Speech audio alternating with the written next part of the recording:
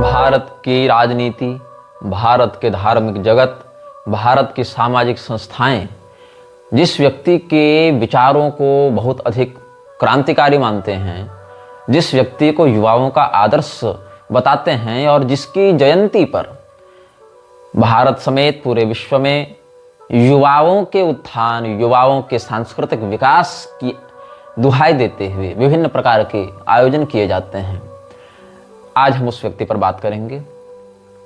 The person who is considered as great but was not. हम बात कर रहे हैं नरेंद्र नाथ दत्त की। जैसे प्रभुपाद के विषय में हमने आपको सचेत किया, सतर्क किया, जैसे हमने आपको अभय चरण डे के प्रभुपाद बनकर इस्कॉन की स्थापना करने के पीछे किन संस्थाओं का हाथ था और उसका क्या परिणाम सनातन धर्म के मूल सैद्धांतिक स्वरूप पर पड़ा, इस पर हमने चर्चा की। कैसे मुकुंद घोष की योगानंद बनकर योगदा आश्रम या एसआरएफ की स्थापना कराने के पीछे किन संस्थाओं का हाथ था और उसका क्या परिणाम सनातन धर्म के मूल रूप पर पड़ा, इस पर भी हमने चर्चा की। ऐसे ही कैसे मूलशंकर तिवारी के दयानंद सरस्वती के रूप में स्थापित होकर आर्य समाज की स्थापना कराने के पीछे किन संस्थाओं का हाथ था और उसका क्या परिणाम सनातनी जगत में हुआ, क्या उसका दुष्प्रभाव हुआ, इन सब विषयों पर हम चर्चा कर चुके हैं। और इसी प्रकरण में अन्य बहुत से बिंदुओं पर हम इस वृक्षराज श्रृंखला के अंतर्गत विमर्श प्रस्तुत कर चुके हैं। यदि आपने उन समस्त अनुभागों को क्रमशः नहीं देखा है तो पहले देख लें, ताकि आपको विषय का गांभीर्य समझ में आ जाए। आज हम वार्तालाप करेंगे नरेंद्र नाथ दत्त के विषय में और ये वार्तालाप बहुत लंबा चलने वाला है। इस वार्तालाप में हम नरेंद्र नाथ दत्त उर्फ विवेकानंद उर्फ सच्चिदानंद उर्फ विविदिशानंद के विषय में चर्चा करेंगे। हाँ, नरेंद्र नाथ दत्त का नाम विवेकानंद पढ़ने से पहले सच्चिदानंद और विविदिशानंद के नाम से भी कहीं कहीं उल्लेख मिलता है, कहीं कहीं अल्पश्रुत माध्यम से प्रयुक्त होता है। यह कहा जाता है कि खेतड़ी के राजा अजीत सिंह ने नरेंद्र नाथ दत्त को विवेकानंद की उपाधि दी थी, किंतु क्या यह सत्य है, क्या यह असत्य है, हम इस पर भी विमर्श प्रस्तुत करेंगे। और इस प्रकरण में बहुत कुछ ऐसे रहस्यों को हम प्रकाशित करेंगे जो आप सबों के मस्तिष्क को उद्वेलित कर सकते हैं, आप सबों के मन में बसी हुई धारणा को खंडित करके आपको विवेकानंद के व्यक्तित्व को देखने का एक नवीन दृष्टिकोण प्रदान कर सकते हैं। विवेकानंद का सर्वाधिक प्रचार विश्व हिंदू परिषद, राष्ट्रीय स्वयंसेवक संघ या भाजपा के सिंडिकेट से जुड़े हुए लोग करते हैं। यद्यपि बहुत से गैर भाजपाई, गैर संघी नेताओं ने भी विवेकानंद के क्रांतिकारी व्यक्तित्व होने और उसके सम्मानित हिंदू वक्ता होने के ऊपर आक्षेप नहीं किया है, आपत्ति नहीं की है। और विवेकानंद को मांसाहारी बताने के कारण अमोघ लीला प्रभु जैसे इस्कॉनीय को, जो बहुत बढ़ चढ़कर सनातन धर्म के सैद्धांतिक स्वरूप को विकृत करके प्रस्तुत करता है, उसको भी इस्कॉन से 6 महीने के लिए निलंबित कर दिया गया था, केवल इस वक्तव्य को देने के कारण कि विवेकानंद मांसाहारी था तो फिर कैसे संत हो सकता है। इन बातों पर तो रामकृष्ण मिशन की आपत्ति के बाद इस्कॉन ने अमोघ लीला प्रभु को निलंबित कर दिया था। अब यह बात अलग है कि रामकृष्ण मिशन और इस्कॉन ये दोनों फ्रीमेसन्स के ही पैसे से चलने वाली संस्थाएं हैं। दोनों संस्थाओं का जो पालन पोषण करने वाली अम्ब्रेला कॉरपोरेशन है वो फ्रीमेसन्स है। जहां पर इस्कॉन के प्रभुपाद को फोर्ड फैमिली ने बहुत डोनेशन दिया, जहां पर इस्कॉन का प्रभुपाद खुलेआम जीसस की प्रशंसा करता था, स्वयं को जीसस का तुच्छ सेवक बताता था, स्वयं को जीसस का इनसिग्निफिकेंट सर्वेंट बताता था और अपनी हिंदू पहचान से घृणा करता था, स्वयं को हिंदू मानने से मना करता था, अपने अनुयायियों को ट्रू क्रिश्चियन कहता था लेकिन हिंदू नहीं कहता था। इन सब बातों का रेफरेंस हम प्रभुपाद की ऑथेंटिक राइटिंग्स और पुस्तकों से दे चुके हैं। किंतु उसी फ्रीमेसन्स के पैसे से, फोर्ड फैमिली और इस्कॉन का संबंध हम पहले बता चुके हैं, उसी फ्रीमेसन्स के पैसे से बने संस्थान, उसी फ्रीमेसन्स के फंडर्स के या ऑर्गेनाइजर्स के इन्फ्लुएंस से बने रामकृष्ण मिशन में भी ईसा मसीह की पूजा होती है, क्रिसमस मनाया जाता है। भगवान श्री रामचंद्र जी और भगवान श्री कृष्ण को छोड़कर ये ग्लोरीफाई करने में लगे रहते हैं रामकृष्ण परमहंस नामक एक व्यक्तित्व को। रामकृष्ण परमहंस अब इनके लिए कोई साधक नहीं रहे, रामकृष्ण परमहंस अब इनके लिए कोई भक्त नहीं रहे, अब वो इनके लिए भगवान बन चुके हैं। और ऐसे भगवान बन चुके हैं जिसकी छत्र छाया के तले इन्होंने समस्त शास्त्रीय देवी देवताओं को नकार दिया है। इतना ही नहीं, रामकृष्ण परमहंस के नाम पर बने इस मिशन में इन लोगों ने रामकृष्ण परमहंस और शारदा माई की प्रतिमा को ही देवी और देवताओं के समान मंदिरों में प्रतिष्ठित करके उनके ही नाम का प्रयोग करके मंत्र दीक्षा देना भी प्रारंभ कर दिया है। हमारे सनातन धर्म में एक उपनिषद है, वेद का भाग है। उस वैदिक ग्रंथ में भगवान श्री रामचंद्र जी के द्वारा हनुमान जी को औपनिषदिक ब्रह्म रहस्य बताने का वर्णन है। भगवान ने मुक्तिकोपनिषद की श्रुति का अवलंबन करते हुए हनुमान जी को 108 प्रधान उपनिषदों की बात कही है और वहीं पर सहस्राधिक उपनिषदों की बात भी स्वीकार की है। लेकिन सहस्राधिक उपनिषदों की बात स्वीकार करने के बाद 108 की संख्या बताने के बाद फिर उसमें 10-11 ऐसे प्रधानता बताने के बाद फिर उसमें एक उपनिषद की वरिष्ठता हनुमान जी के समक्ष भगवान श्री रामचंद्र जी ने वर्णित की है वेदांत निरूपण के अंतर्गत। तो मांडुक्योपनिषद, अगर केवल एक उपनिषद व्यक्ति को ग्रहण करना हो तो मोक्षकामी व्यक्ति केवल मांडुक्योपनिषद को ग्रहण करे, और अगर फिर उसके बाद तो 10 उपनिषद, फिर 32 उपनिषद और फिर 108 उपनिषद, और उसके बाद भी अगर सामर्थ्य हो तो अन्य उपनिषदों पर वह चिंतन व्यक्त करे, ऐसा भगवान ने बताया है। उसमें ऋग्वेद, शुक्ल यजुर्वेद, कृष्ण यजुर्वेद, सामवेद और अथर्ववेद, इस प्रकार के 5 विभाजनों में भगवान ने उपनिषदों की सूची बताई है। इसमें जो ऋग्वेदगत उपनिषद हैं उनका शांति पाठ वांग्मय मनुष्य इस मंत्र से होता है। शुक्ल यजुर्वेद के उपनिषदों का शांति पाठ पूर्णमदः पूर्णमिदं इस श्रुति से होता है। कृष्ण यजुर्वेद के उपनिषदों का सहना भवतु इस मंत्र से होता है शांति पाठ। सामवेदीय उपनिषदों का आप्यायन्तु ममांगानि इस मंत्र से होता है, और भद्रं कर्णे भी इस मंत्र से अथर्वण उपनिषदों का, अथर्ववेदीय उपनिषदों का शांति पाठ व्यक्त किया जाता है। तो सहना भवतु सहनौ भुनक्तु का जो वेदार्थ है, वेद तत्व है, श्रुति मंत्र है, उसका प्रयोग कृष्ण यजुर्वेद से संबंधित उपनिषदों के लिए किया जाता है। अब ये बात हम क्यों बता रहे हैं? रामकृष्ण परमहंस और विवेकानंद में इस बात का क्या औचित्य है? तो इस बात का यह औचित्य है कि रामकृष्ण मिशन में एक व्यक्ति हुआ था जिसका नाम था स्वामी हर्षानंदपुरी, और स्वामी हर्षानंदपुरी नाम के इस व्यक्ति ने एक नकली उपनिषद छाप दिया, रामकृष्ण मिशन का था, नकली उपनिषद छाप दिया और कहा कि यह उपनिषद कृष्ण यजुर्वेद के अंतर्गत है। और कृष्ण यजुर्वेद के अंतर्गत उस उपनिषद का शांति पाठ क्या होना चाहिए? अगर आपने ध्यान से सुना होगा तो सहना भवतु सहनौ भुनक्तु यह होना चाहिए। तो इसने उसी शांति पाठ का आश्रय लेकर एक नकली उपनिषद, लघुकाय उपनिषद की रचना की, और उसको मैं पढ़कर सुनाता हूं, तुम्हारी आंखें खोलता हूं कि कैसे वेदांग, वेदांत, उपनिषद और अद्वैत के नाम पर रामकृष्ण मिशन के लोग ईसा मसीह की पूजा एक ओर कर रहे हैं, क्रिसमस मना रहे हैं, उसको राग भोग लगा रहे हैं, और दूसरी ओर नकली उपनिषदों से अपने ही संस्थापक गुरुओं को भगवान बताने पर तुले हुए हैं। और दुर्भाग्य का विषय है कि बंगाल जैसे क्षेत्रों में या भारत के दक्षिणी प्रांतों में जहां रामकृष्ण मिशन का कुछ प्रभाव ठीक ठाक है, ऐसे ही स्थानों पर शंकराचार्य परंपरा के लोग रामकृष्ण मिशन के साथ खूब उठते बैठते हैं, मिलते जुलते हैं, और केवल इस भ्रम के कारण कि ये लोग अद्वैत मत के अवलंबन करता है तो हमारे भी हितैषी, हमारे भी सगे संबंधी हो गए। ये विषय। अब उपनिषद पर हम आते हैं। क्या लिखा है हर्षानंद ने नकली उपनिषद में? सहना भवतु सहनौ भुनक्तु, ये शांति पाठ करने के बाद शांति शांति शांति रहते अथ श्री रामकृष्ण परमहंसोपनिषदम व्याख्यास्यामः।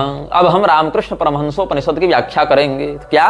सैषा परोक्षानुभव रूढ़ा साधन प्रधाना च निर्गुणम निराकारम च परम ब्रह्म तदेव भक्तजनानां शीतल भक्ते प्रभावात् सगुणः साकारः परमेश्वरो भवति हिममेव जलात् शैत्यात् स एव परमेश्वरो निखिल जगदंतर्यामी च। इतना तो सिद्धांत ठीक है कि वह जो ब्रह्म विद्या है वह अपरोक्षा है, तो अपरोक्षानुभूति शंकराचार्य जी ने भी लिखी है। अनुभव रूढ़ा है, साधन प्रधान है, तो साधन चतुष्टय का महत्व तो शांकर वेदांत में भी स्वीकार किया जाता है। निर्गुणम निराकारम च परम ब्रह्म, वह परम ब्रह्म निर्गुण निराकार है, लेकिन भक्त जनों के लिए उनकी शीतल भक्ति, शैत्य भक्ति के प्रभाव से वह सगुण साकार बन जाता है। जैसे शैत्य गुण का आश्रय लेकर जल बर्फ बन जाता है, लेकिन बदलता उसका मूल तत्व नहीं है, मूल घटक तो जल ही है, लेकिन जैसे जल शैत्य का गुण दिखाते हुए हिम बन जाता है, बर्फ बन जाता है, वैसे ही जो परब्रह्म निर्गुण निर्विकार है, निराकार है, वह भी भक्तजनों की शीतल भक्ति का गुण प्रदर्शित करते हुए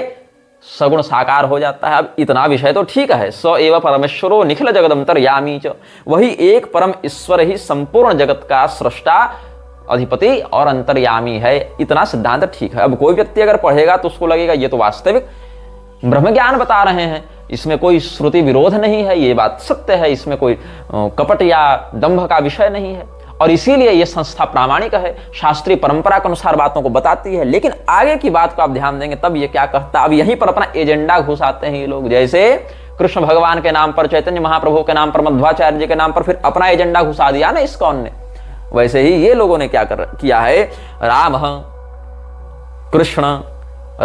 कृष्ण शिव विष्णु गौड़ अल्लित्यादि विविध नाम निर्दिष्टम परम तत्वमपि स एव।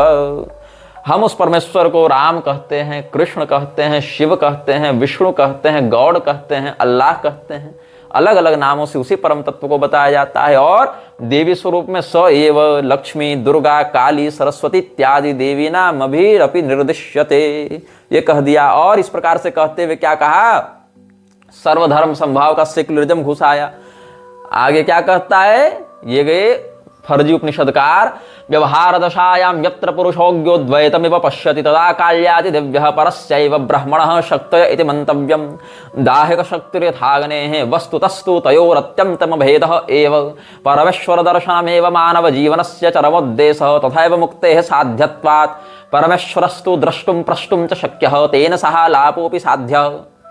क्या कहता है यह हर्षानंद, परमेश्वर का जो दर्शन है वही मानव जीवन का चरम उद्देश्य होना चाहिए, और साध्य के ही माध्यम से फिर मुक्ति हो जाती है। परमेश्वर को देखा भी जा सकता है, स्पर्श भी किया जा सकता है, वार्तालाप भी उसके साथ किया जा सकता है, वह भी साध्य विषय है। हालांकि यहाँ पर कई श्रुतियों से विरोध होगा, जैसे यन मनसा न मनुते येन हुर्मनोमतम, यत् चक्षुषा न पश्यति येन चक्षुंषि पश्यति, यद वाचा न अभ्युदितम येन वागभ्युद्यते, यत् प्राणेन न प्राणयति येन प्राणः प्रणीयते, ये सब यत् श्रोत्रेण न श्रृणोति येन श्रोत्रमिदं श्रुतम। इन सब श्रुतियों से इस बात का विरोध होगा, किंतु सगुण साकारत्व का विवेचन करने वाले सैद्धांतिक पक्ष से समन्वय भी हो जाएगा। कैसे समन्वय हो जाएगा, तो पहले कह दिया है कि व्यवहार दशायाम, व्यवहार की दशा में। लेकिन अब ये भी सिद्धांत सही जा रहा है इसका, कि जो हमने काली, लक्ष्मी, दुर्गा, सरस्वती इत्यादि देवियों के नाम बताए, ये सब जो देवताओं के नाम बताए, हालांकि राम, कृष्ण, शिव, विष्णु की तात्विक एकता शास्त्र से सिद्ध हो जाएगी, लेकिन गॉड, अल्लाह इत्यादि का न लक्षण सिद्ध होगा न विचार सिद्ध होगा। अस्तु, सनातन धर्म शास्त्रीय परंपराओं में उसको मान्यता भी नहीं दी जाएगी। और अगर ऐसे कहो कि समस्त वाचक शब्द तो ब्रह्म के ही हैं, ब्रह्म तो शब्द ब्रह्म है, उसके वाचक के अतिरिक्त कोई नाद होता नहीं, नाद ही ब्रह्मवाचक हो जाता है, तो ऐसी स्थिति में तो कुत्ता कहो, गधा कहो, घोड़ा कहो, हाथी कहो, बंदर कहो या कोई गाली बको, वो भी ब्रह्मवाचक ही हो जाएगा चरमाद्वैत की स्थिति में। तो केवल राम, कृष्ण, शिव, विष्णु के बाद गॉड, अल्लाह ही क्यों इस उपनिषद में लिखा गया इन लोगों के द्वारा?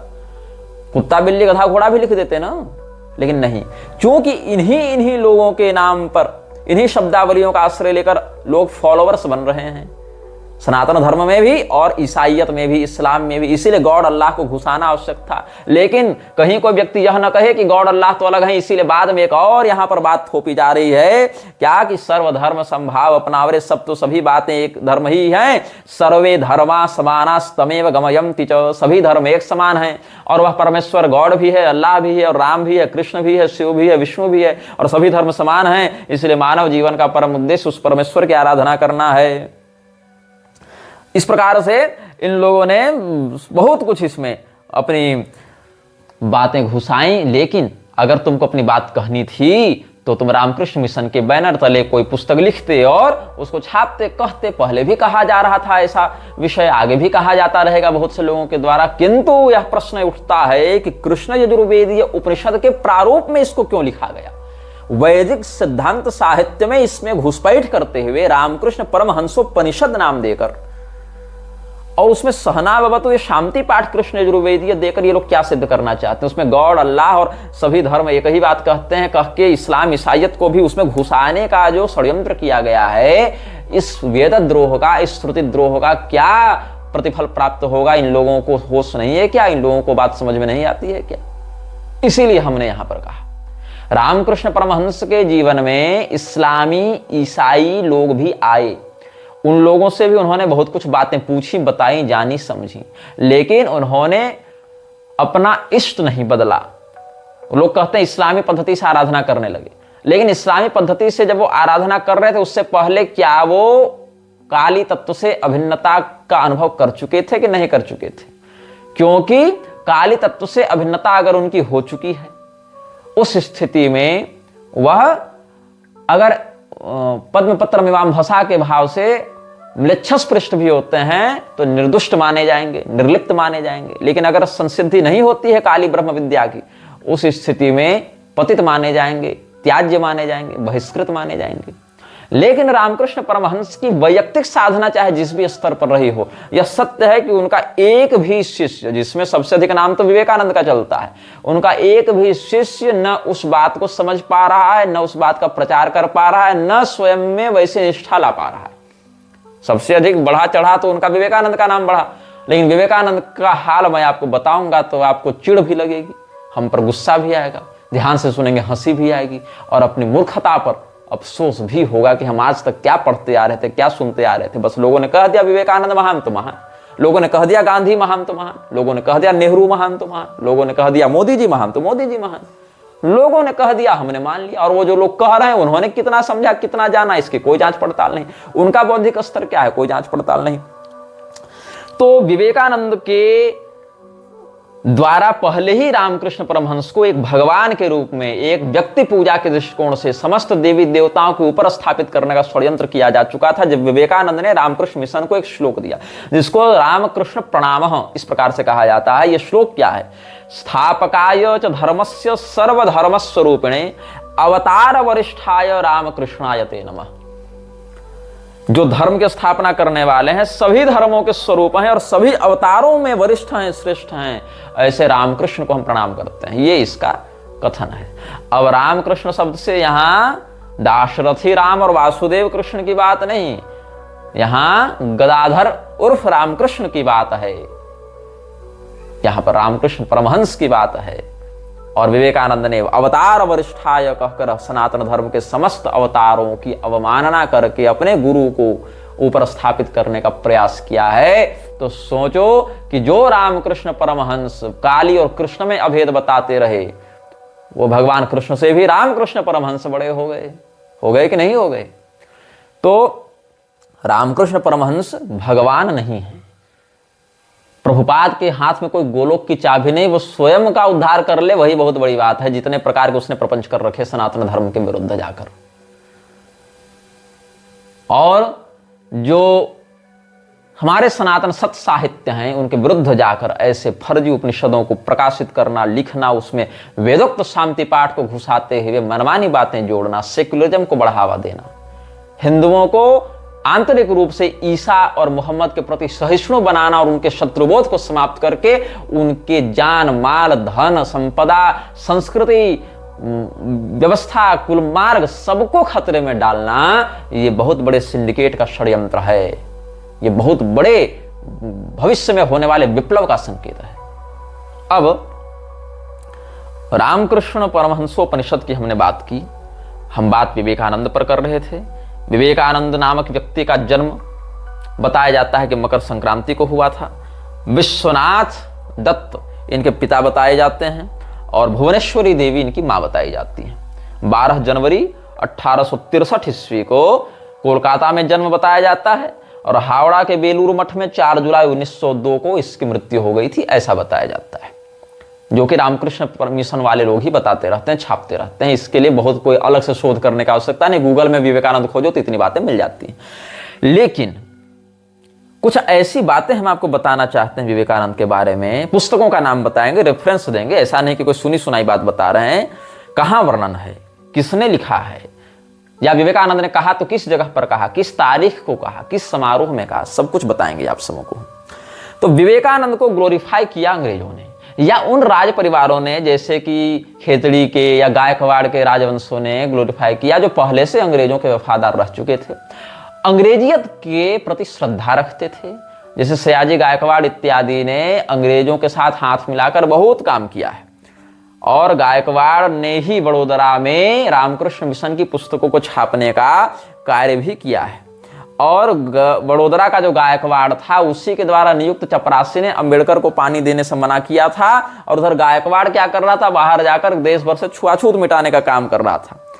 विधवा विवाह को प्रमोट करने के लिए बाल विवाह का विरोध करने वाला गायकवाड़ था, और यही कारण है कि बाद में विवेकानंद ने भी बाल विवाह का विरोध करना आरंभ कर दिया और अमेरिकन मेम साहबों की प्रशंसा करना प्रारंभ कर दिया। विवेकानंद ने कहा क्या, ये भी बताएंगे। तो जो फूले था, फूले का पत्र व्यवहार बड़ोदरा के सयाजी गायकवाड़ के साथ होता रहता था, और फूले ने अपनी चिट्ठियों में सयाजी गायकवाड़ के समक्ष ब्राह्मण द्वेष को खूब बताया है कि वो कैसे ब्राह्मणों से चिढ़ता है। तो गायकवाड़ का जो इतिहास रहा और फूले का जो इतिहास रहा, इन दोनों में एक बात कॉमन थी कि ये लोग सनातन धर्म के कन्यादान की शुद्ध परंपरा को समुचित आयु में निरुद्ध करने के बाद विधवा विवाह की ओर लोगों को ढकेलना चाहते थे, और कुलमार्ग को भ्रष्ट करके वर्णसंकरता को बढ़ाना चाहते थे, जिससे इन संतानों की बुद्धि भ्रष्ट हो और ये ईसाइयत की ओर बढ़े और अंततः म्लेच्छराज की शक्ति बढ़े। हालांकि इनको म्लेच्छराज के अस्तित्व का पता नहीं था, इनको ये भी नहीं पता ये किसके लिए काम कर रहे हैं। ये सब तो म्लेच्छराज के चींटी कीड़े मकोड़े बिच्छू हैं जो कभी कभी डंक मारते हैं, लेकिन इनको पता नहीं कि ये किसके लिए काम कर रहे हैं। और रामकृष्ण मिशन की पुस्तकों को और आर्य समाज की पुस्तकों को बड़ोदरा के राज परिवार से बहुत फंडिंग मिलती थी, प्रिंटिंग इत्यादि में भी सहयोग किया जाता था। तो विवेकानंद के विषय में हम आपको बता रहे थे। पहले हम कुछ बातें आपको पढ़कर सुनाएंगे, फिर आप सोचेंगे कि ये बातें कौन लिख रहा है, ये बातें क्या कही जा रही हैं, इन बातों का क्या संदर्भ है, इन सब विषयों पर हम चर्चा करेंगे। कुछ बातें विवेकानंद ने स्वयं लिखी हैं, कुछ बातें सिस्टर निवेदिता की पुस्तकों से प्राप्त होती हैं, कुछ बातें अभी जो विवेकानंद की जीवनी छप जा रही है रामकृष्ण मिशन से, या फिर विवेकानंद का जो वांग्मय छपता है, हिंदी में भी वह पुस्तक प्रकाशित होती है, कंप्लीट वर्क्स ऑफ विवेकानंद या विवेकानंद वांग्मय के नाम से पुस्तकें छप रही हैं, जो हिंदी में भी उपलब्ध हैं, बंगाली में भी उपलब्ध हैं और अंग्रेजी में भी उपलब्ध हैं। बहुत सी भाषाओं में उसका अनुवाद भी किया गया है, और मुझे बंगाली तो नहीं आती, लेकिन हिंदी आती है, अंग्रेजी आती है, संस्कृत का अभ्यास है। तो विवेकानंद के वो पत्र या वो साहित्य जो बंगाली में छपे हुए हैं, उनको समझने के लिए हमने गूगल ट्रांसलेट का आश्रय लिया और उसको हमने सही ट्रांसलेट किया, उसका भाव हम सही समझ रहे हैं, इसको जानने के लिए हमने बांग्लादेश में रहने वाले हमारे एक ब्राह्मण मित्र से संपर्क किया, जो हमारे पूर्व परिचित हैं और अच्छे शास्त्रज्ञ हैं, बहुत प्रौढ़ अध्ययन है उनका, और समयानुसार शास्त्रीय विषयों में हम लोग बहुत लंबी लंबी चर्चा करते हैं। तो उन बांग्लादेशी ब्राह्मण बंधु से, जिनका नाम हम उनकी सुरक्षा के कारण या उनका पता उनकी सुरक्षा के कारण सार्वजनिक नहीं करेंगे, उनके पास विवेकानंद से संबंधित और भी बहुत से प्रमाण हैं। उन्होंने उस चर्चा में बहुत कुछ बातें हमें बताई, बहुत कुछ बातें तो हम जानते ही थे।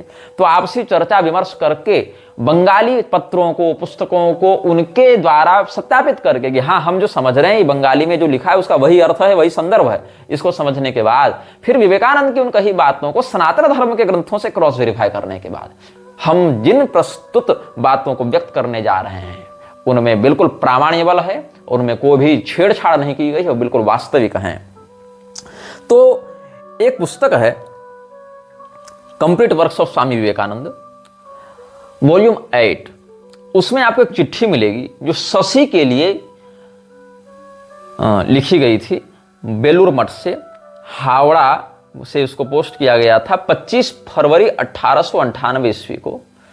रामकृष्णानंद टू स्वामी रामकृष्णानंद, इधर माय डियर शशि के नाम से उसको कहा गया है। Our congratulations for the successful carrying out of the Mahotsava, big celebration of Sri Ramakrishna's birthday in Madras. Hope you had a food gathering and plenty of spiritual food. A good gathering, यहाँ cut गया है थोड़ा सा, ये G B जैसा दिख रहा था, एफ जैसा। Hope you had a good gathering and plenty of spiritual food. We are all so glad that you have girded yourself to teach more of spirituality to the Madras people than those finger twisting and cling fat, cryptic mantras or sound formula. You are so fond of. Really your lecture on Sri Ji, मतलब Sri Ramakrishna, was splendid. I could only catch a report in the Madras mail in Khandwa and the Mutt people have not had any. Why don't you send us over a copy? तो इसने अपने एक सहकर्मी को विवेकानंद ने एक चिट्ठी लिखी थी। कहाँ से लिखी? बेलूर मठ से लिखी। कब लिखी? 25 फरवरी 1898 को लिखी। इस चिट्ठी का वर्णन कहाँ है? कंप्लीट वर्क्स ऑफ विवेकानंद के वॉल्यूम 8 में वर्णन है। तो ये क्या कह रहा है विवेकानंद, मद्रास में जो रामकृष्ण परमहंस की इन लोगों ने जन्म गाथा मनाई, जयंती मनाई, वहां पर उसने बड़ी तारीफ की, विवेकानंद अच्छा काम किया, और मजाक उड़ाते हुए कहता है कि उम्मीद करता हूं कि तुम लोगों ने स्पिरिचुअलिटी का ज्ञान दिया होगा मद्रास पीपल को, और ये सब जो क्लिंग फट ये सब बनाते रहते हैं ना, मतलब मुद्राएं बनाते हैं सनातन धर्म में, और जो अलग अलग न्यास करते हैं जिसमें अस्त्राय फट ये सब का प्रयोग करते हैं और अलग अलग मुद्राओं का प्रयोग करते हैं, उनका मजाक उड़ाते हुए इसने कहा है कि वो सब क्लिंग फट और ये सब करने से अच्छा है और मुद्राएं बनाने से अच्छा है कि तुम कुछ स्पिरिचुअलिटी उनको सिखाओ। जबकि उन मुद्राओं का क्या शास्त्रीय रहस्य है, भगवती काली के ही कुल में, काली कुल में ही उन मुद्राओं और न्यास का क्या संबंध है, ये विवेकानंद को न तब पता था न मरते दम तक पता चला। लेकिन मजाक इसको पहले उड़ा देना है। इंटेलेक्चुअल है ना, क्या करेगा, इंटेलेक्चुअल लोगों के साथ बड़ी समस्या होती है। ये हमने आपको पढ़कर सुनाया, आप इसको वेरीफाई भी कर सकते हैं, ये हम सही बता रहे हैं आपको कि गलत बता रहे हैं। अब एक और पुस्तक है कंप्लीट वर्क्स ऑफ विवेकानंद में, वॉल्यूम 4। इसमें एक पैरा आप ध्यान देंगे, even if the kings be of his god like nature as that of Yudhishthira, Ramachandra, Dharma, Ashoka and और अकबर, अंडर हुज बिगिन होना चाहिए rule the under whose Benin rule the people enjoyed safety and prosperity and were looked after with paternal care by their rulers। ये इसका दावा है इस पुस्तक में। तो इसका क्या कहना है विवेकानंद का कि उदार सौम्य जो शासन है, बेनिन रूल, उदार जो इनका शासन है, किनका, तो ऐसे राजा जो ईश्वरीय उदारता का प्रदर्शन करते थे, मतलब जिनके राज्य काल में प्रजा को लगा कि ये राज्य मनुष्य का नहीं, ये राज्य ईश्वर का राज्य है। तो ऐसे दिव्य राज्य में आपको क्या स्मरण आता है, जब मनुष्य को लगा कि मेरा राजा कोई मनुष्य नहीं, ये सीधे भगवान है, भगवान ही यहां राज्य कर रहे हैं, तो आपके मन में राम राज्य का नाम आता है, युधिष्ठिर जी का भी नाम आता है, हरिश्चंद्र जी का नाम आता है। तो यहां पर क्या कहा विवेकानंद ने कि युधिष्ठिर, रामचंद्र, अशोक और अकबर जैसे शासक जो ईश्वरीय स्वभाव से युक्त थे और जिनके उदार राज्य में लोगों को सुरक्षा का अनुभव हुआ, समृद्धि का अनुभव हुआ, और ये लोग ऐसा अनुभव किया कि इनके राजा नहीं, कि इनके पिता हैं और पिता के समान भरण पोषण कर रहे हैं। तो देखो, राम जी के राज्य की तुलना विवेकानंद ने अकबर के राज्य से की है, धर्मराज युधिष्ठिर के राज्य की तुलना धर्म विध्वंसक अकबर के राज्य से की है विवेकानंद ने। तो सोच लो कि अकबर के अत्याचारों के प्रति इसकी क्या सहिष्णुता रही होगी, और अकबर के अत्याचारों को हिंदू अगर जान जाए, समझ जाए, तो क्या उसका भाव बनेगा अपने शत्रुओं के प्रति, यह भी तुम समझ सकते हो। और विवेकानंद को आदर्श मानने से तुमको यह मानना पड़ेगा कि अकबर एक दिव्य शासक था जिसने अपने लोगों को पिता के समान भरण पोषण किया। अब भविष्य पुराण की बात आते हैं, जहां अकबर के विषय में कुछ सकारात्मक बातें मिलती हैं। कुछ लोग उनको वास्तविक बताकर कहते हैं कि हिंदू तो मुगलों के गुलाम रहे, कुछ लोग उनको प्रक्षिप्त बताकर कहते हैं ये सब बातें नकली। लेकिन क्या है, अकबर म्लेच्छ था, अत्याचारी था, इसमें कोई संशय नहीं। लेकिन इसमें भी कोई संशय नहीं कि उसने अपना जीवन बहुत रौब के साथ और बहुत वैभव के साथ बिताया। हाँ, महाराणा प्रताप इत्यादि से भिड़ने के समय उसको अपेक्षित सफलता नहीं मिली, हारना पड़ा, तिरस्कृत होना पड़ा, किंतु ओवरऑल उसका जीवन देखें तो वैभवशाली रहा, प्रभावशाली रहा अकबर। और पिछले जन्म के किए सत्कर्म के कारण उसको यह सुख प्राप्त हुआ, यह वैभव प्राप्त हुआ। भौतिक सुख तो मिल ही रहा है ना भाई, गद्दी पर तो बैठा है ना, महल में तो रह रहा है ना, लाखों लोग उसके सामने राजा राजा साहब बादशाह कह तो रहे हैं ना। तो ये वैभव, ये सुख उसको पूर्वकृत पुण्य के माध्यम से हुआ, ये समझना चाहिए। और म्लेच्छत्व के कारण कलिवृद्धि में उसका नियोग किया गया, उसका प्रयोजन सिद्ध हुआ। लेकिन रामचंद्र जी के राज्य की तुलना अकबर के राज्य से करके रामचंद्र जी के समान ईश्वरीय और पितातुल्य उदार शासक अकबर को बताने से यह सिद्ध होता है कि विवेकानंद की मानसिकता कैसी थी। अब हम आपको बताते हैं कि विवेकानंद क्या मानता था अकबर के बारे में। इसका यह मानना था कि अकबर प्रैक्टिकली हिंदू था और उसने इस्लामियों को, मुसलमानों को शिक्षित किया, यह बताया, सहिष्णु बनाया, सूफी मान्यता को बढ़ावा दिया, मतलब सहिष्णु बनाया। और सूफी लोग क्या करते हैं, इतने सदाचारी होते हैं, गोमांस इत्यादि नहीं खाते कि उनको हिंदुओं से अलग समझना मुश्किल हो जाता है। ये complete works of Swami Vivekananda के वॉल्यूम 5 से, इंटरव्यूज इंडिया एंड इंग्लैंड, वहां से बता रहा हूं। तो क्या कहता है Vivekananda, yet Akbar the great became practically a Hindu educated Mohammedans, the Sufis are hardly to be distinguished from the Hindus, they do not eat beef and in other ways conform to our usages, their thought has become permeated by ours। ये विचारधारा किसकी है, विवेकानंद की है। अब हम आगे बढ़ते हैं complete works of Swami Vivekananda के वॉल्यूम 5 में ही, in the east and the west customs eastern and western, उस सेक्शन में आते हैं। इस पुस्तक में क्या वर्णन है? According to the Hindu Shastras the 3 Hindu castes Brahmin, Kshatriya and Vaishya and the several nations outside India to wit Chin, Hun, दरद, पहलव, यवन and Khas are all Arya's. अब यहीं पर बात फंसती है। पहले हमने बयान दिया था बहुत से वक्तव्यों में कि विवेकानंद यह मानता था कि आर्य बाहर से आए थे। लोगों ने मेरा विरोध किया, दिखाया देखो विवेकानंद तो कह रहे हैं आर्य यहीं के हैं। उन्होंने तो आर्य माइग्रेशन थ्योरी का विरोध किया, आर्यन माइग्रेशन थ्योरी का विरोध किया। मैं उनको वह बताना चाहता हूं कि विवेकानंद ने जो बातें कही हैं कि आर्य बाहर से नहीं आए हैं, उसमें यह बात समझ लो कि ये हूण, खस, यवन इत्यादि सेवरल नेशंस आउटसाइड इंडिया को भी आर्य में गिन रहा है।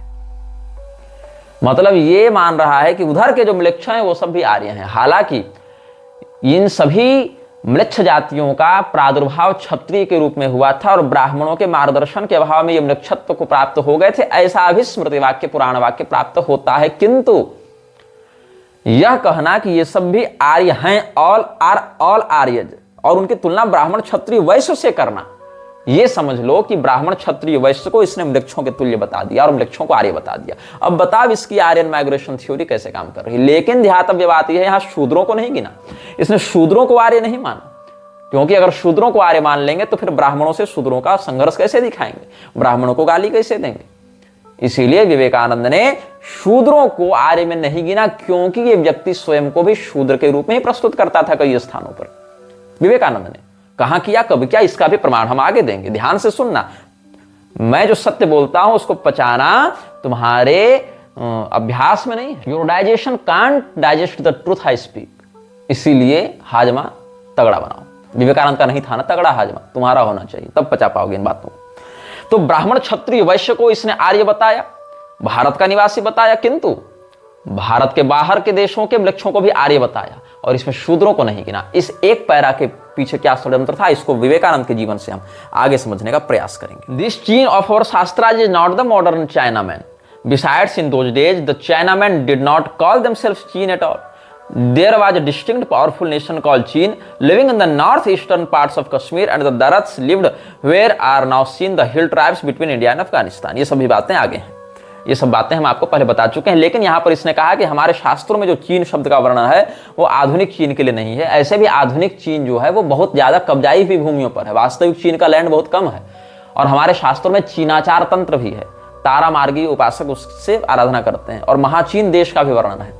तो ये सब खैर भूगोलीय बातें हो गई। लेकिन यहाँ पर विषय क्या है कि इन सभी लोगों को इसने आर्य बताया है और उसमें शूद्रों को नहीं गिना। इस बात को आप बारंबार याद रखेंगे, आगे भी याद रखेंगे। इसके बाद वॉल्यूम 3 जो है lectures from Colombo to Almora, जो छपा है complete works of Swami Vivekananda में, उसमें क्या कहता है, there was a time in this very India when without eating beef no Brahmin could remain a Brahmin. You read in the Vedas how when a sannyasi, a king or a great man came into a house, the best bullock was killed. How in time it was found that as we were an agricultural race, killing the best bulls meant annihilation of the race.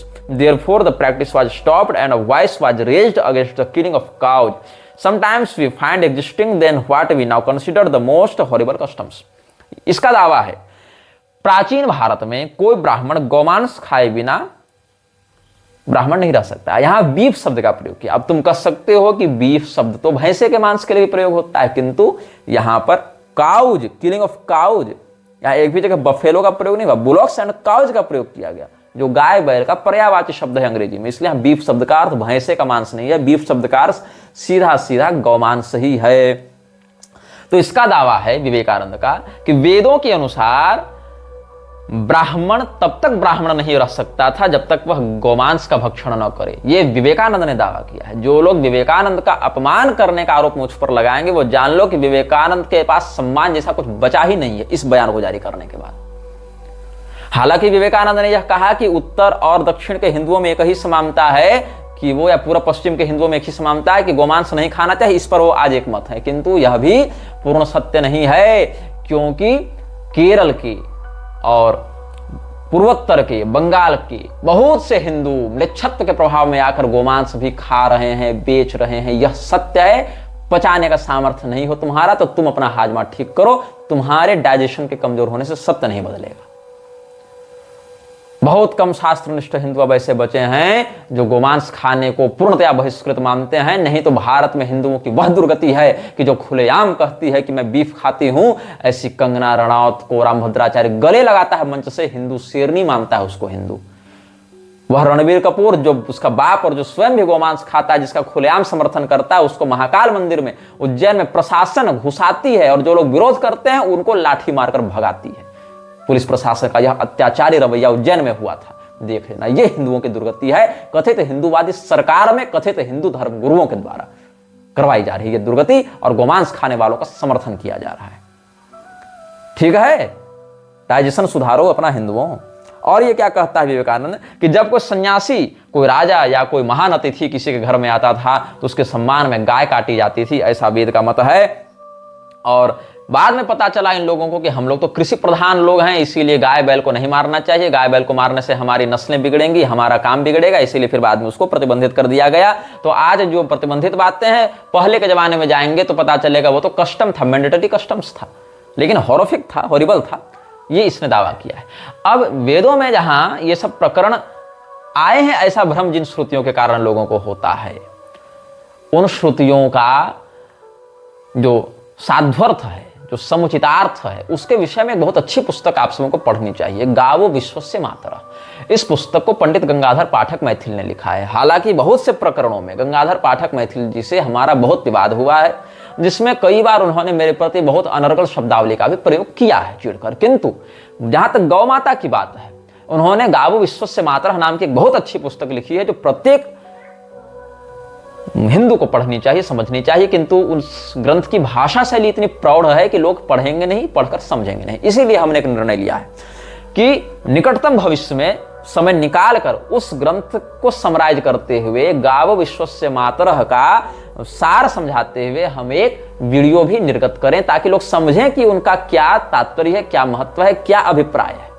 तो व्याकरण, न्याय, मीमांसा और कल्प ग्रंथों का प्रयोग करते हुए मैथिल पंडित जी ने बहुत अच्छा निबंध ग्रंथ लिखा है, जिस पर हम बाद में चर्चा करेंगे। लेकिन वो इस चैनल पर वीडियो नहीं डलेगा, मृच्छराज श्रृंखला में वो वीडियो नहीं आएगा, वो हमारे मुख्य चैनल पर आएगा और वहां पर फिर हम उस विषय को समझाएंगे। तो आप लोग स्वामी निग्रहाचार्य वाला जो मुख्य चैनल है, वहां पर आप लोग उससे जुड़ सकते हैं। जब वो वीडियो आएगा तो आशा है अगले महीने आ जाएगा। थोड़ा समयाभाव मेरे पास अधिक है, इसलिए अभी नहीं ला रहा है वो वीडियो। अब विवेकानंद के कुछ और विषयों पर हम चिंतन करते हैं। All glory to God, Baranagore, Calcutta, 7 अगस्त 1889 ईस्वी को यह चिट्ठी लिखी गई है विवेकानंद के द्वारा, काशी के ब्राह्मणों के लिए लिखी गई है। It is more than a week since I received your letter, but having had another attack of fever, I could not send a reply all this time, for which please excuse me. For an interval of a month and a half, I kept well, but I have suffered again for the last 10 days. Now I am doing well. कुल मिला के बुखार था बंदे को, इसीलिए चिट्ठी नहीं भेज पा रहा था, इतना ही कहना है। I have certain questions to put, and you, sir, have a wide knowledge of Sanskrit, so please favor me with answers to the following. Does any narrative occur about Satyakam, son of Jabal, and about Janashruti anywhere else in the Vedas excepting the Upanishads? ये प्रश्न किया है। सत्यकाम, जाबाल, जनश्रुति, ये सब के विषय में, राजा जनश्रुति, ये सब के विषय में वेदों के अतिरिक्त, वेदों में उपनिषद के अतिरिक्त कहीं और भी वर्णन मिलता है क्या ऐसा? In most cases where Shankaracharya quotes Smriti in his commentary on the Vedanta Sutras, he cites the authority of the Mahabharata, but seeming that we find clear proofs about caste being placed on qualification both in the Bhishma Parv and of the Mahabharata, and in the stories between the Ajgar and the Uma and Maheshwar and of Uma Maheshwar. Has he made any mention of his writings of this fact? तो भीष्म पर्व के उमा महेश्वर संवाद में, आजगर प्रकरण में जन्मना की अपेक्षा कर्मणा वर्ण व्यवस्था को महत्व दिया गया, ऐसा विवेकानंद का दावा है। हालांकि यहां पर मतंग प्रकरण का इसने वर्णन नहीं किया। मतंग प्रकरण का वर्णन करते तो जन्मना भी इसको वहीं दिख जाता। लेकिन उन सब विषयों का क्या रहस्य, ये हम तब बताएंगे जब महाभारत पर हमारा प्रवचन होगा। तो पूरे संपूर्ण महाभारत पर समास व्यास योग से, जैसे श्री रामचरितमानस पर हम ला रहे हैं अपना व्याख्यान, वैसे महाभारत पर लाएंगे, जैसे ही इन सब विषयों से हम अवकाश प्राप्त करते हैं तब। तो ये कहने का विषय है, the doctrine of caste in the Purushasukta of Vedas does not make it hereditary. So what are those instances in the Vedas where caste has been made a matter of hereditary transmission? The Acharya could not adduce any proof from the Vedas to the effect that the Shudra should not study the Vedas. He only quotes, the Shudra is not conceived of as a perform of yajna और वैदिक sacrifice, Taittiriya संहिता से बताएं। तो ये सब बातें वर्णाश्रम व्यवस्था को चुनौती देते हुए, जन्मना वर्ण व्यवस्था को चुनौती देते हुए हम ऐसे कोड्स को पकड़ें और उनकी दुर्व्याख्या करें, इसके लिए ये वाराणसी के विद्वानों से कांटेक्ट कर रहा था विवेकानंद, और विवेकानंद पत्राचार के माध्यम से वेद और संस्कृत में पीएचडी करने का प्रयास कर रहा था। उस समय की ये सब बातें हैं, किंतु ये ध्यान दो कि वर्णाश्रम व्यवस्था में शंकराचार्य जी के मत का खंडन करने के लिए विद्वानों से सोर्स कलेक्ट करने में लगा हुआ था, पूछ कर लोगों से। अच्छा चलो, और ज्ञानियों से तो हम लोग भी पूछते हैं, सभी लोगों से चर्चा होती है, लेकिन उद्देश्य इसका क्या था कि हम ईसाइयों की जो योजना है, दयानंद के माध्यम से आर्य समाज जो कर रहा था, करशन दास मूल जी के माध्यम से जो उसका वेद सभा इत्यादि चल रही थी, या वेद धर्म के नाम से ये सब जो लिख रहे थे पुस्तक, या जॉन मूर के माध्यम से मत परीक्षा वाला जो काम कर रहे थे, या ब्रह्म समाज के माध्यम से राजा राम मोहन राय जो काम कर रहा था, उसी को और विवेकानंद आगे बढ़ाना चाह रहा था ना। थियोसॉफिकल सोसाइटी इत्यादि की विचारधारा को ही आगे बढ़ाना चाह रहा था ना। इसीलिए इसको जन्मना वर्ण व्यवस्था का खंडन करना ही अभिष्ट था, शास्त्रीयता का खंडन करना ही अभिष्ट था। इसीलिए विवेकानंद ने ऐसा कहा, और इसको इसी चिट्ठी के अंतिम पैरा में स्पष्ट किया जा सकता है जब ये कहता है, I am mailing you sir a book named Imitation of Christ written by a Christian sannyasi, it is a wonderful book. मतलब सोचो कि one is astonished to find that such renunciation, vairagya and dasya bhakti have existed even among the Christians. Probably you may have read this book before. If not, it will give me the greatest pleasure if you will kindly read it. Your it से विवेकानंद। कहने का मतलब है कि sir ये सब तो बात आपको बता दी, चूंकि आप बड़े ज्ञानी हैं संस्कृत के, तो आप शंकराचार्य के खंडन में हमारी मदद करें, सहायता करें, लेकिन आपको हम एक और पुस्तक भेज रहे हैं, इमिटेशन ऑफ क्राइस्ट, जो कि क्रिश्चियन सन्यासी के द्वारा लिखी गई। सन्यास क्रिश्चियनों में कब होने लगा, लेकिन इस शब्द का प्रयोग करके क्रिश्चियन सन्यासी इसने कह दिया, और यह कहता है ये वंडरफुल बुक है। मैं तो जो भी इसको पढ़ेगा आश्चर्यचकित रह जाएगा कि क्या वैराग्य और क्या दास्य भक्ति और क्या परित्याग अपरिग्रह इन क्रिश्चियंस में भी विद्यमान था। तो यदि आपने इस पुस्तक को पहले पढ़ा है तो ठीक है, और नहीं तो आप जरूर पढ़िएगा। ये सब इसने कहा है। फिर मोहम्मद सरफराज हुसैन ऑफ नैनीताल, उसको 10 जून 1898 को इसने चिट्ठी लिखी थी, जिसमें इसने कुछ बातें कही जिस पर हम आगे चर्चा करेंगे। वो सब भी हमने संग्रह करके रखे हैं। मैक्स मूलर के विषय में इसने जो बातें कही उस पर भी हम चर्चा करेंगे। विवेकानंद का एक हम आपको पैरा पढ़कर सुनाते हैं, जिसमें इसने क्या लिखा है। There was a book written a year or 2 ago by a Russian gentleman who claimed to have found out a very curious life of Jesus Christ. Swami Vivekananda's works, page number 264 देखना, वॉल्यूम 3 का, complete works of Swami Vivekananda के volume 3, जहां स्वामी Vivekananda's works वाला देख रहे हो, page 264 में ये छपा है। क्या कह रहा है ये कि Buddha was the destroyer of brahmanical idolatry. Buddha ने ब्राह्मणवाद में जो मूर्ति पूजा हो रही थी उसका खंडन किया। Little do they know the Buddhism created brahmanism and idolatry in India. लेकिन ब्राह्मणवाद और मूर्ति पूजा को बुद्धिज्म ने ही बढ़ावा दिया, ऐसा इसका दावा है। मतलब इसके अनुसार मूर्ति पूजा और ब्राह्मणवाद हिंदू धर्म का अंग नहीं है, बौद्धों ने इसमें हिंदू धर्म में घुसाया। और विवेकानंद ने क्या कहा था कि मूर्ति पूजा तो जैनियों ने घुसाई है हिंदू धर्म में विकृति करके, और ये वैदिक मार्ग नहीं है। इसी दयानंदी विचारधारा को प्रमोट कौन कर रहा है? विवेकानंद प्रमोट कर रहा है। तो ये आगे क्या लिखता है, there was a book written a year or 2 ago by a Russian gentleman who claimed to have found out a very curious life of Jesus Christ, and in one part of the book he says that Christ went to the temple of Jagannath to study with the Brahmins but become disgusted with their exclusiveness and their idols, and so he went to the lamas of Tibet instead, become perfect and went house. To any man who knows anything about Indian history, that very statement proves that the whole thing was a fraud, because the temple of Jagannath is an old Buddhistic temple. We took this and others over and re-Hinduized them. We shall have to do many things like that yet. That is Jagannath, and there was no one Brahmin there then, and yet we are told that Jesus Christ came to study with the Brahmins there. So says our great Russian archaeologist. अब इस बात को तुम ध्यान से सुनना जो मैं बता रहा हूं। अंग्रेजी में पढ़ दिया, अंग्रेजी वाले समझ गए, हिंदी वालों को समझा रहा हूं। विवेकानंद ने कहा है कि एक रशियन आर्कोलॉजिस्ट जेंटलमैन ने ईसा मसीह पर एक पुस्तक लिखी है जिसमें उसने यह दावा किया है कि ईसा मसीह भारत में जगन्नाथ मंदिर गया था, जगन्नाथपुरी गया था। वहां ब्राह्मणों के माध्यम से वह पढ़ाई कर रहा था, लेकिन ब्राह्मणों की मूर्ति पूजा से उसको बड़ी चिढ़ लगी, इसीलिए वहां से वो तिब्बत चला गया, लामाओं के बीच में रहा और वहां परफेक्ट ज्ञान प्राप्त करके फिर घर गया। अब इस बात के अलग अलग वर्जन उपलब्ध हैं। वर्जन नंबर 1 यह कहता है पूरी शंकराचार्य के अनुसार और उनके भी पूर्वाचार्य भारती कृष्ण तीर्थ के अनुसार और उनके बड़े लाडले प्यारे योगानंद के अनुसार, फ्रीमेसन्स फंडेड एसआरएफ संस्थापक योगानंद के अनुसार, जिसके बहकावे में ये भारती कृष्ण तीर्थ विदेश यात्रा भी किए थे और बाद में शंकराचार्य का पद भी छोड़ना पड़ा था। तो क्या कहता है पहला पक्ष कि जीसस क्राइस्ट भारत आए, वहां पर गोवर्धन मठ में आए और गोवर्धन मठ में रहकर शास्त्रों का अध्ययन किया। अच्छा, योगानंद वाला पक्ष तो कहता है वेदों का भी अध्ययन किया। हालांकि वर्तमान पुरुष शंकराचार्य ये नहीं कहते कि वेदों का अध्ययन किया, कहते हैं बस आए और यहां शिक्षा ग्रहण की। हालांकि इसका कोई हिस्टोरिकल एविडेंस भी नहीं मिलता है। अगर कहो बाइबल से वो अंश हटा दिया गया तो और कोई हिस्टोरिकल एविडेंस होगा। अच्छा चलो, आप शंकराचार्य हैं उस मठ के, तो आप ही अपने मठ से ऐसा कोई प्रमाण दिखा देते। अच्छा चलो, सुनी सुनाई बात ही अगर मान लेते हैं तो भी जीसस क्राइस्ट के भारत में आकर अगर इस प्रकार करने की बात है तो इसके भी अलग अलग थ्योरीज हैं। क्योंकि विवेकानंद का मानना है, और विवेकानंद पर आप उंगली नहीं उठा सकते, he is the most respected ideals of Hindu youth, तो आप उस पर उंगली उठाएंगे तो भी विवाद हो जाएगा। और शंकराचार्य जी सर्वोच्च धर्म गुरु हैं भैया, उन पर उंगली उठाओगे तो गुरुद्रोही कहलाओगे।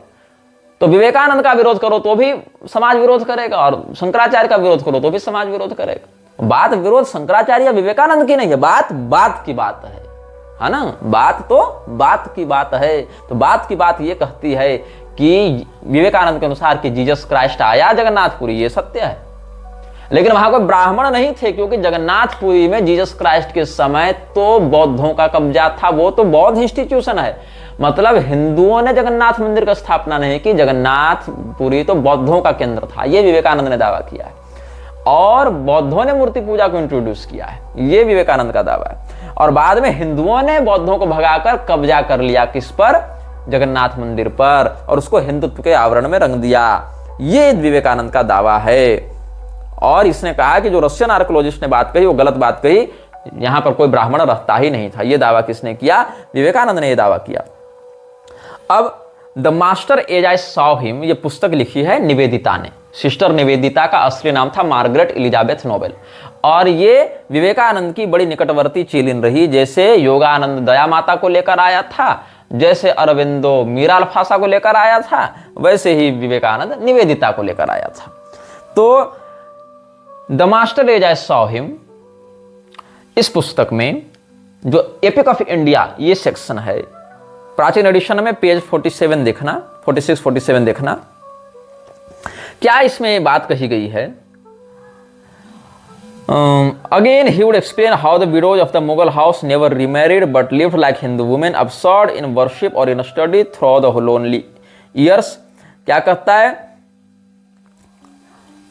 कि जो मुगलों की विधवाएं हुआ करती थी, मुगलों की विधवाओं का पुनर्विवाह नहीं होता था, और हिंदू विधवाओं के ही समान वो लोग या तो अध्ययन करते हुए या अकेलेपन में या पूजा पाठ में, इबादत में अपना पूरा जीवन निकाल देती थी। इसके बाद की पंक्ति पढ़ना बहुत महत्वपूर्ण है, जो मैं आपको कोट कर रहा हूं। The master as I saw him, a book by sister Nivedita, and section is the epic of India, वहां से पढ़कर बता रहा हूं। At another time he would मतलब विवेकानंद के बारे में बता रही है। At another time, he would talk of the great national genius that decreed the birth of Indian sovereigns to be of a Muslim father and of a Hindu mother.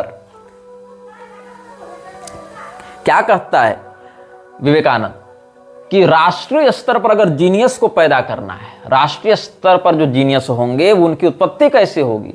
तो अगर उनकी माँ हिंदू हो और पिता मुसलमान हो तो ही एक राष्ट्रीय स्तर का, नेशनल लेवल का जीनियस पैदा हो सकता है, तैयार हो सकता है। ये बात विवेकानंद ने निवेदिता को कही थी, जिसको निवेदिता ने कोट किया है। तो विवेकानंद की विचारधारा तुम समझ सकते हो, जो कहता है at another time he would talk of the great national genius that decreed the birth of Indian sovereigns to be of a Muslim father and of a Hindu mother.